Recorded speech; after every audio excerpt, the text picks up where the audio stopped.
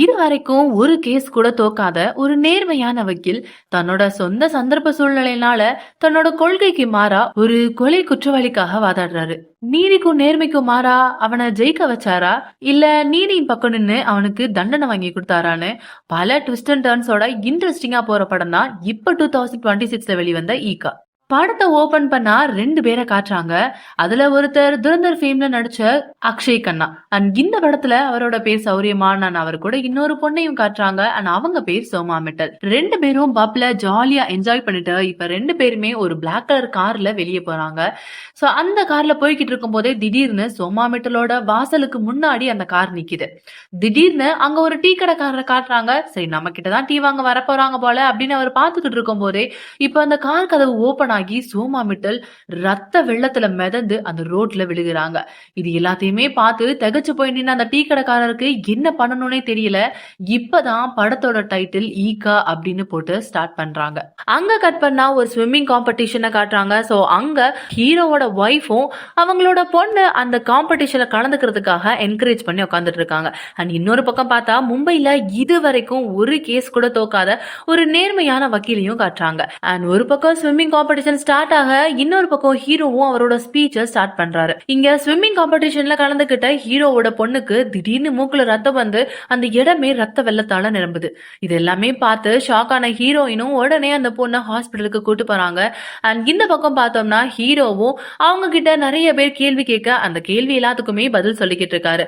And இப்போ ஹீரோவும் ஒரு கேஸ பத்தின டீடைல தான் சொல்லிக்கிட்டு இருக்காரு. கொஞ்ச நாளைக்கு முன்னாடி ஒரு கார் வேமா வந்து பிளாட்ஃபார்ம் மேல மோதி அங்க 3 பேர் பரிதாபமா உயிரிழந்துட்டாங்க.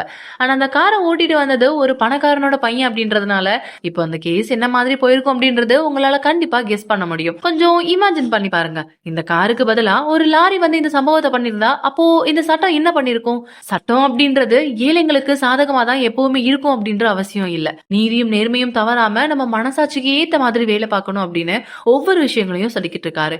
அண்ட் இப்போ ஹீரோவோட அசிஸ்டன்ட்டும் போனை வந்து கொடுத்து இப்போ ஒரு எமர்ஜென்சி அப்படின்னு போனை கொடுக்க நம்ம ஹீரோவும் பதட்டமா ஹாஸ்பிட்டலுக்கு கிளம்புறாங்க. ஆனா அங்க போனா டாக்டரும் அவங்களோட பொண்ணை செக் பண்ணிட்டு இப்போதைக்கு நீங்க ஈவினிங் இவங்களை டிஸ்சார்ஜ் பண்ணி கூட்டு போலாம், ஆனா உங்க 2 பேரோட பெட் சாம்பிள்ஸ்மே எனக்கு வேணும் அப்படின்னு கேக்குறாங்க.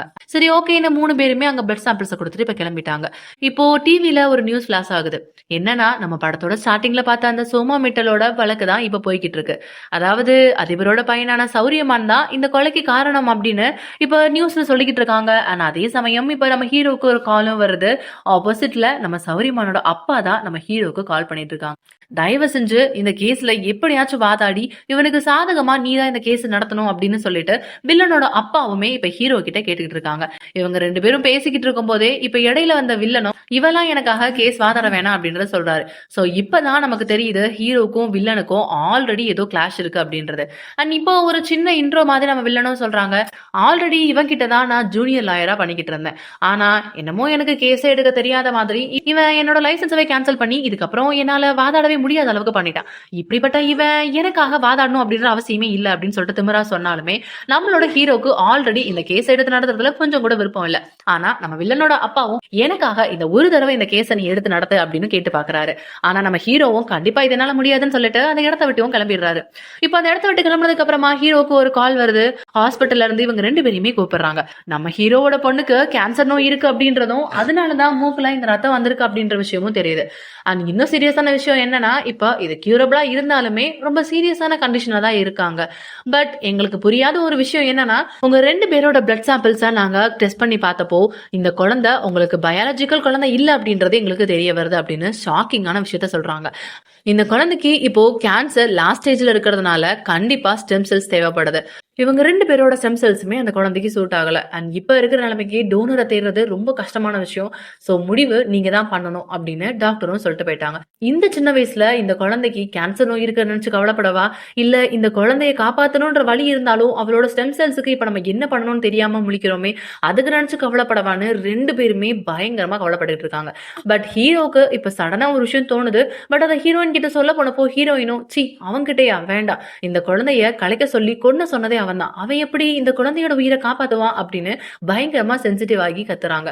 பட் இருந்தாலும் நம்ம ஹீரோக்கு இப்போதைக்கு அவரோட குழந்தை மட்டும்தான் கண்ணு முழுக்க இருக்கா. அவளை எப்படியாச்சும் காப்பாத்தணும் அப்படின்னு இந்த விஷயத்த நான் இவளுக்காக பண்றேன் அப்படின்னு இப்போ ஒரு இடத்துக்கு கிளம்பி போறாரு. அண்ட் அகைன் ஒரு ஷாக்கிங்கா நம்ம ஹீரோ போய் நிக்கிறது வில்லனோட வீட்ல. அண்ட் இப்பதான் ஒரு பெரிய ட்விஸ்ட் சொல்றாங்க, அந்த வில்லன் தான் அந்த குழந்தையோட உண்மையான அப்பா. ஹீரோவோட வைஃபும் அந்த வில்லனும் ஆல்ரெடி 2 பேருமே லவ் பண்ணிக்கிட்டு இருந்திருப்பாங்க. அண்ட் 2 பேருமே ஹீரோ கிட்ட தான் ஜூனியர் லாயராகவும் இருந்திருப்பாங்க. அண்ட் 2 பேருக்கும் ஆன கிளாஸ்ல இப்போ ஹீரோ அவங்களை கல்யாணம் பண்ணிக்கிட்டதுனால இப்போ இவங்க எல்லாருமே சேர்ந்து ஒரு ஃபேமிலியா வாழ்ந்துகிட்டு இருப்பாங்க. சோ அந்த குழந்தை வில்லனோட குழந்தையா தான் இருக்கும்.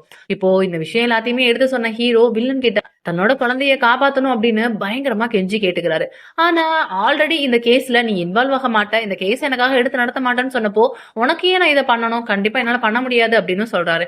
இப்போ 2 பேரும் கடைசியில பேசி ஒரு முடிவுக்கு வராங்க. நீ இந்த கேஸ ஜெயிச்சு கொடு, நான் உன் குழந்தைக்காக ஸ்டெம் செல்ஸ் கொடுக்குறேன் அப்படின்னு ஒரு டீலிங்கும் போடுறாங்க. சோ வேற வழி இல்லாம ஹீரோவும் இந்த விஷயத்துக்கு நான் ஒத்துக்கிறேன் அப்படின்னு சொல்றாரு. எப்பவுமே ஒரு கேஸ் எடுத்துக்கிட்டா 2 பக்கமே வக்கீல் இருப்பாங்க. வில்லனுக்கும் ஆப்போசிட் ஆஜரான கவர்மெண்ட் வக்கீலுக்கும் திடீர்னு ஹார்ட் அட்டாக் வர இப்போ அந்த லாயருக்கு பதிலா மதுரா அப்படின்னு இன்னொரு லாயரை அப்பாயின்மெண்ட் பண்றாங்க. மதுராவை பொறுத்த வரைக்கும் ரொம்ப எக்ஸ்பீரியன்ஸான லாயர் எல்லாம் கிடையாது. இவங்க ஒரு சாதாரண மிடில் கிளாஸ் ஃபேமிலியை சேர்ந்த ஒரு சாதாரண பொண்ணுதான். இவங்க ஹஸ்பண்ட்க்கும் வேலை இல்லாததுனால இவங்களோட சம்பளத்தை வச்சுதான் அந்த ஹோல் ஃபேமிலியுமே ஓடிக்கிட்டு இருக்கும்.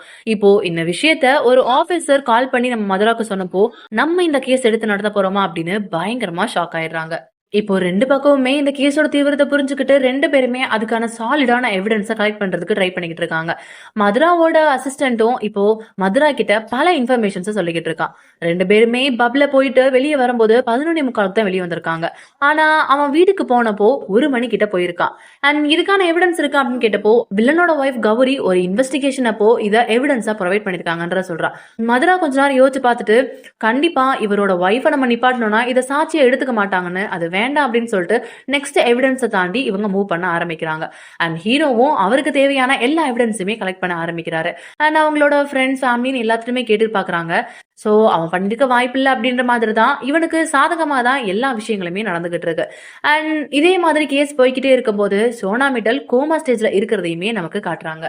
இப்போ ஹீரோவோட அசிஸ்டன்ட் ஹீரோ கிட்ட எவிடன்ஸை பத்தி பேசிட்டு இருக்கும் போது, சார் நான் சோனா மிட்டலோட சோசியல் மீடியா எல்லாமே பார்த்தேன். அதுல சோனா மிட்டல் இதே வேலையா தான் இருந்திருக்காங்கன்னு நினைக்கிறேன். பெரிய பணக்கார பசங்க எல்லாருக்கூடயுமே சேர்ந்து அவங்களை ஏமாத்தி இதே மாதிரி விஷயங்கள் தான் கண்டினியூஸா பண்ணிட்டு இருக்காங்கன்னு அவங்க மேல தப்பான அலிகேஷன்ஸா வைக்கிறாங்க. சோ திடீர்னு நம்மளோட ஹீரோவும் டென்ஷன் ஆகி நான் ஒரு கேஸை இந்த மாதிரி கோணத்துல எல்லாம் பார்க்க மாட்டேன், எந்த ஒரு கேஸ் எடுத்தாலுமே நான் அதுல டிக்னிட்டியா தான் பார்ப்பேன்.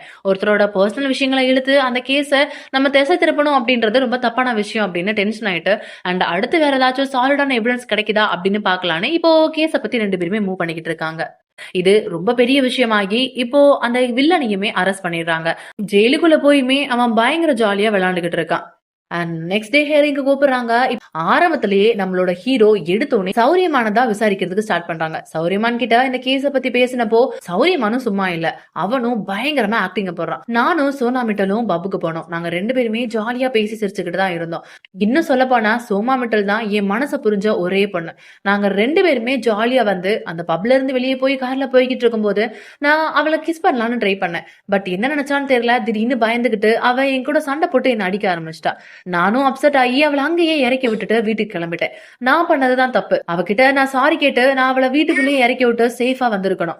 ஆனா அவ சண்டை போட்டதுனாலதான் அந்த இடத்துல இறக்கிட்டு நான் அதை திரும்பி பார்க்காம என் வீட்டுக்கு கிளம்பிட்டேன் அப்படின்னு சொல்லிட்டு பயங்கரமா அழுது அந்த இடத்துல பயங்கரமான சீனையும் கிரியேட் பண்றான். இது எல்லாத்தையுமே கேட்டுக்கிட்டு இருந்த சௌரியமான ஒய்ஃபான கௌரியுமே ஒரு பொண்ணு கிட்ட தப்பா நடந்துக்க பார்த்தாரா அப்படின்னு சொல்லிட்டு அந்த கோர்ட்ல இருந்து பயங்கரமா கோச்சிட்டு கிளம்பி போயிடுறாங்க. இப்போ சௌரியமான் பேசின எல்லாத்தையுமே கேட்டுட்டு மதுராவும் அவங்க தரப்புல ஏதாவது கொஸ்டின் கேட்கணும்னு நினைக்கிறாங்க. அண்ட் ஆல்ரெடி அவங்க எவிடன்ஸ் எல்லாத்தையுமே கலெக்ட் பண்ணப்போ வில்லனும் அவனோட காரை கெமிக்கல் கிளீன் பண்ணிருப்பான் அப்படின்றது தெரிய வரும். சோ அதனால அந்த விஷயத்தை எடுத்து நீங்க ஏன் உங்க காரை இது மாதிரி கிளீன் பண்ணணும், ஏன் அதுல ஏதாச்சும் ரத்தக்கரை இருக்கும், அது தெரியக்கூடாது, அந்த எவிடன்ஸ் அழிக்கணுன்றதுக்காக பண்ணீங்களா அப்படின்னு சொல்லிட்டு கேட்பா. நான் என் காரை கிளீன் பண்றது அடிக்கடி நடக்கிற விஷயம் தான், அதையும் இந்த கேஸையும் நீங்க சம்மந்தப்படுத்தி என்ன குற்றவாளியாக்க பாக்குறீங்க அப்படின்னு அதையுமே தட்டி கழிச்சிடறான். இப்போ மதுராக்கு என்ன கேள்வி கேள்வி கேட்கணும்னே தெரியாது.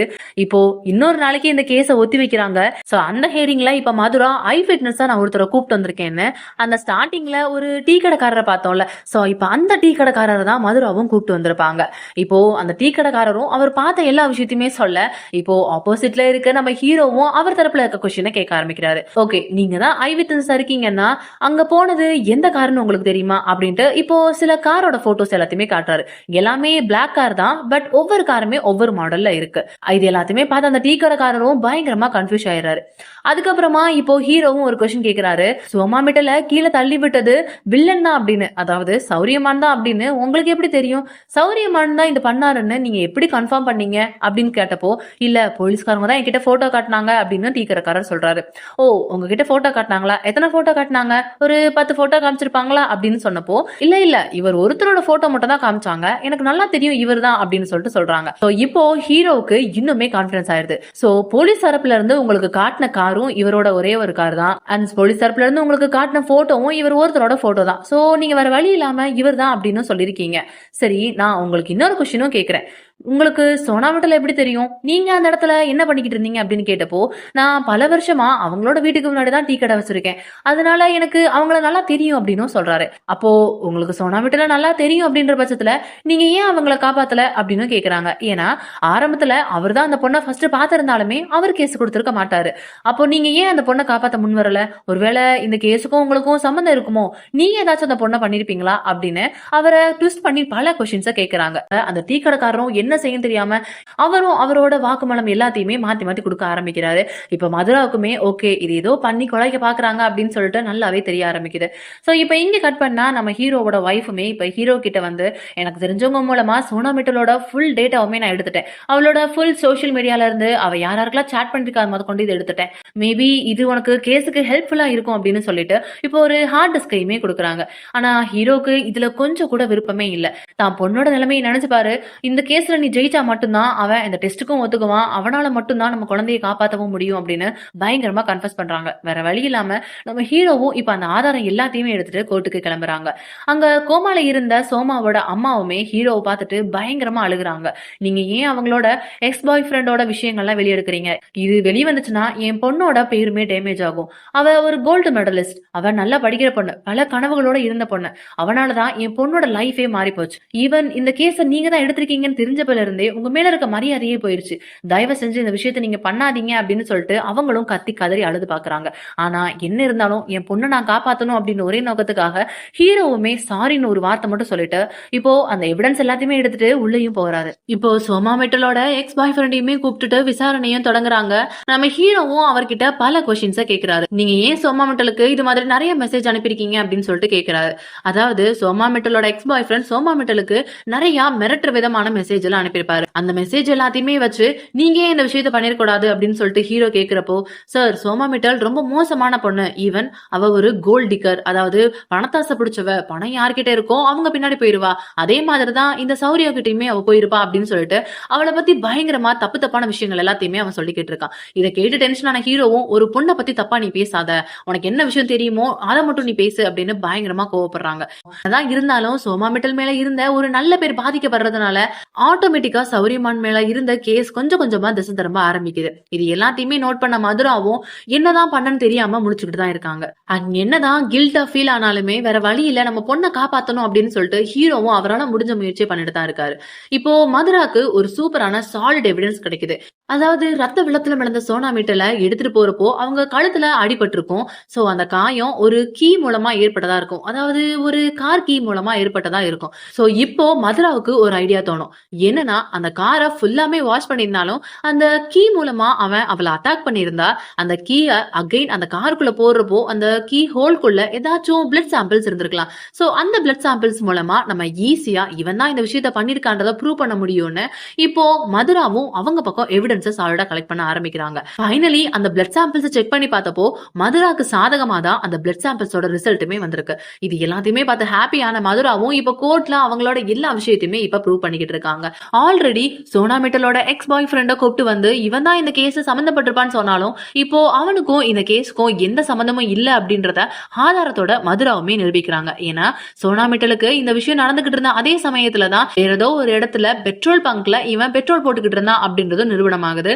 அவனுக்கும் இந்த கேஸுக்கும் எந்த சம்பந்தமும் இல்ல அப்படின்றதையுமே மதுரா இப்ப ப்ரூவ் பண்றாங்க. இப்போ இது எல்லாத்தையுமே கேட்டதுக்கு அப்புறமா ஹீரோக்கு என்ன பண்ணணும்னே தெரியல. எனக்கு இன்னும் கொஞ்சம் டைம் வேணும் அப்படின்றதையுமே ஹீரோ கேக்குறாரு. இப்போ இங்க கட் பண்ணா ஹீரோவுமே நேரா சௌரியமான் வீட்டுக்கு போய் நீ என்கிட்ட இந்த கொலையை பண்ணல அப்படின்னு தான் சொன்னேன், ஆனா உன் கார்கில எப்படி இந்த பிளட் வந்துச்சு? இப்போ வில்லனுமே நான் தான் சொல்றேன்ல நான் எதுவும் பண்ணல, அன்னைக்கு அவளை கிஸ் பண்ண ட்ரை பண்ணப்போ அவன் கிட்ட சண்டை போட்டப்போ சின்ன அடிதடி ஆயிருக்கும், அப்ப கூட என்னோட கார்கில இந்த பிளட் வந்து பட்டிருக்கலாம், பட் கண்டிப்பா இந்த கொலையை நான் பண்ணல அப்படின்னு சொல்லிட்டு பயங்கரமா பேசுறான். ரெண்டு பேரும் சண்டை போட்டுட்டு இருக்கும்போது ஹீரோ கிட்ட வில்லனுமே இதுக்கப்புறம் நீ இந்த கேஸ் எடுக்க வேணாம், என் மேலே கை வச்சிட்டு உன் பொண்ணை நீ எப்படி காப்பாத்துறன்னு பாக்கலான்னு அந்த கேஸை விட்டு அவனுமே அவனை ரிமூவ் பண்ணிடுறான். இப்போ ஹாஸ்பிட்டல் இருந்து சோமா மிட்டல காட்டுறாங்க. அவங்களோட கண்டிஷனுமே ரொம்ப மோசமாயி இப்ப சோனா மிட்டல் இறந்தும் போயிடுறா.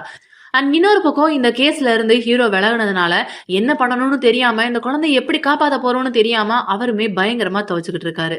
இது எல்லாத்தையுமே பாத்துக்கிட்டு இருந்த ஹீரோவோட ஒய்ஃபுமே நம்மளே போய் அவகிட்ட பேசலான்னு சௌரியாவோட வீட்டுக்கு ஹீரோவோட ஒய்ஃபுமே போறாங்க. என் ஹஸ்பண்ட தவிர யாராலையுமே இந்த கேஸ்ல இருந்து உன்னை வெளியே கொண்டு வர முடியாது, நீ இந்த கேஸ்ல இருந்து அவரை வெளியே தள்ளி ரொம்ப பெரிய தப்பு பண்ணிட்ட, அவரால் மட்டும்தான் உன்னை இந்த கேஸ்ல இருந்து காப்பாத்த முடியும் அப்படின்னு சொல்லிட்டு அங்க இருந்து கிளம்பி வந்துட்டாங்க. இப்போ அடுத்த ஹியரிங் வருது. இப்போ நம்ம ஹீரோவும் ஒரு லேடியை கூப்பிட்டு வந்திருப்பாங்க.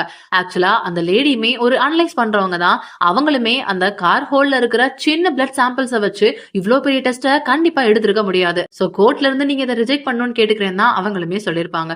சோ நமக்கு கிடைச்ச ஒரு பெரிய சாலிடான எவிடன்ஸுமே நம்ம கையை விட்டு போயிருச்சுன்னு மதுராக்கும் சோமாமிட்டோட அம்மாவுக்கும் என்ன பண்ணணும் அப்படின்னே தெரியல.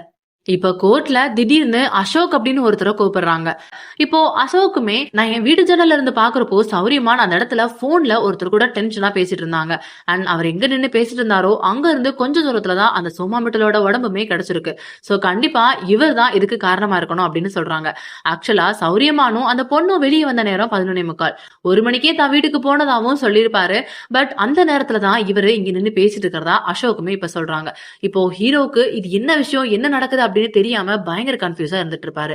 இப்ப ஹீரோவுமே அந்த ஐ விட்னஸ் கிட்ட நீங்க சொன்ன டைம்ல அவர் அங்க இருந்திருந்தாலும் அவர் போன் அவர் கையில இல்ல, ஏன்னா நீங்க சொன்ன டைம்ல அவரோட போன் பப்ல தான் இருந்துச்சு அப்படின்னு அதுக்கான சாலிடான எவிடன்ஸுமே காட்டுறாங்க. ஆனா இதையெல்லாம் கேட்ட மதுராவும் ஏன் அவர்கிட்ட ஒரு போன் தான் இருக்கணுமா, 2 போன் இருக்க கூடாதா, ஒரு போனை பப்ல மறந்து வச்சுட்டு வந்த அவரு இன்னொரு போன்ல கூட போன் பண்ணி யார்கிட்டயாச்சும் பேசிருக்கலாம்ல, ஏன் அதுவா இருக்க கூடாதா அப்படின்னு சொல்லிட்டு கேட்டப்போ நம்மளோட ஹீரோவால இப்ப இதுக்கு எதிர் தரப்புல எந்த ஒரு வாதத்தையும் வைக்க முடியாம ஸ்டாப் பண்ணிடுறாரு. இப்போ இந்த விஷயத்த கன்ஃபார்ம் பண்றதுக்காக ஹீரோவும் சௌரியமானோட வீட்டுக்கு போறாரு. இப்போ சௌரியமானோட அசிஸ்டன்ட்டுமே சார் கௌரி மேம் சாப்பாடு கொடுக்கறதுக்கு லேட் ஆயிடுச்சு அப்படின்னு சொல்லிட்டு சொன்னப்போ சௌரியமானுமே டே என் ஒய்ஃப் பேர் கௌரி அப்படின்னு சொல்லிட்டு அவங்க பேரை கரெக்டா சொல்றாங்க. இது எல்லாத்தையுமே கேட்டுக்கிட்டு இருந்த ஹீரோவுமே அந்த இடத்துல அன்னைக்கு நீ இருந்தியா அப்படின்றதையுமே ஹீரோ கேக்குறாரு. அப்போ சௌரியமானுமே இல்ல இல்ல அந்த நேரத்துலலாம் நான் வீட்டுல தான் இருந்தேன், அவன் யாரையோ பார்த்துட்டு என்னன்னு சொல்லிட்டு சொல்றான் அப்படின்றாங்க. இப்போ ஹீரோவுமே அங்க இருந்து கிளம்பி போய் அந்த ஐ விட்னஸ் சொன்ன இடத்துக்கே போய் பாக்குறாரு. இப்போ ஹீரோ மறுபடியும் சௌரியமானோட வீட்டுல வந்து அவங்க ஒய்ஃப் கிட்ட விசாரிக்கிறாங்க. உங்களுக்கு தெரிஞ்ச விஷயத்த சொன்னாதான் என்னால இவனை காப்பாற்ற முடியும் அப்படின்னு சொல்றாங்க.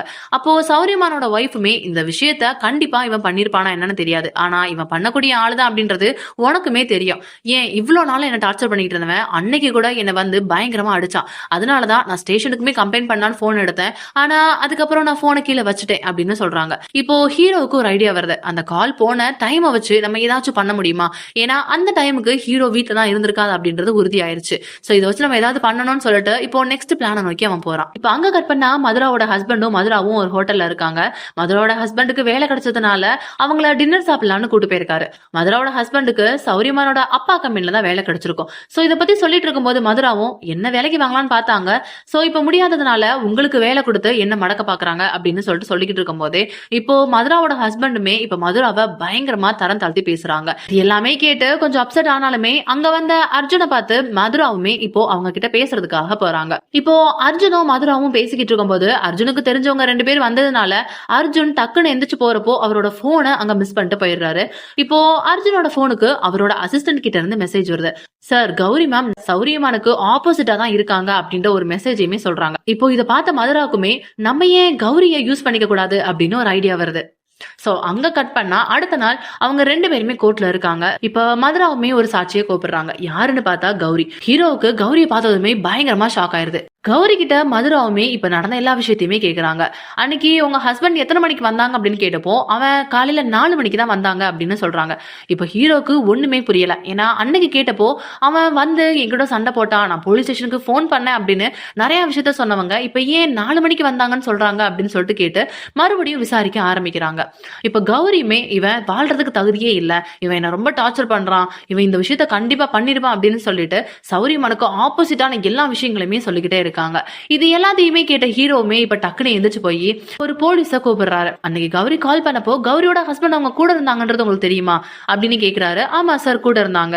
இது எப்படி நீங்க சொல்ல முடியும் அப்படின்னு கேட்டப்போ, இல்ல கௌரி மேம் பேசினப்போ நீ யார்கிட்ட பேசிட்டு இருக்க கௌரி அப்படின்னு சொல்லிட்டு அவங்களோட ஹஸ்பண்டும் பின்னாடி இருந்து சத்தம் போட்டாங்க. அதுக்கப்புறம் அந்த கால் கட் ஆயிருச்சு அப்படின்றத அந்த போலீஸ்காரனுமே சொல்லவுமே இப்போ மதுராக்கு தூக்கி வாரி போட்டுருது. 1 மணிக்கு கௌரி தன்னோட கணவர் தன்னை அடிச்சதா போலீஸ் ஸ்டேஷனுக்கு கால் பண்ணப்போ சௌரியமான் கௌரி கூட இருந்திருந்தா அப்ப சோனா மிட்டலை எப்படி கொலை பண்ணிருக்க முடியும் அப்படின்னு இப்போ கேஸ் மொத்தமே ஸ்டாப் ஆகுற நிலைமைக்கு வந்துருச்சு.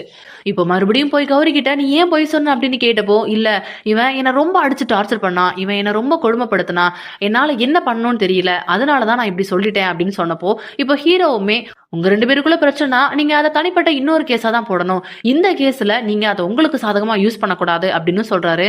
இப்ப கௌரியுமே அங்க இருந்து போயிடுறாங்க. இப்போ இந்த கேஸ் சௌரியமானுக்கு சாதகமா அமைஞ்சு சௌரியமான போலீஸ் ஸ்டேஷன்ல இருந்து ரிலீஸும் பண்ணிடுறாங்க.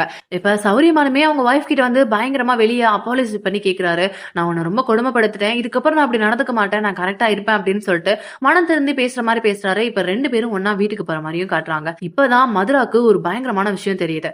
சோ அர்ஜுன் சார் நம்மள அங்க வந்து மீட் பண்ணது ஒரு சாதாரணமா மீட் பண்ண மாதிரி இல்ல, இவரு பிளான் பண்ணி தான் அங்க வந்திருக்கணும். ஆனா அது மட்டும் இல்லாம அங்க போனை வச்சுட்டு போனது, கௌரிய நான் யூஸ் பண்ணிக்கணும் அப்படின்னு அங்க மெசேஜ் பண்ணது, இது எல்லாமே அர்ஜுனோட வேலையா தான் இருக்கும்னு சொல்லிட்டு இப்ப 2 பேருமே பேசிக்கிறாங்க. சோ இப்போ கேஸுமே முடியுது.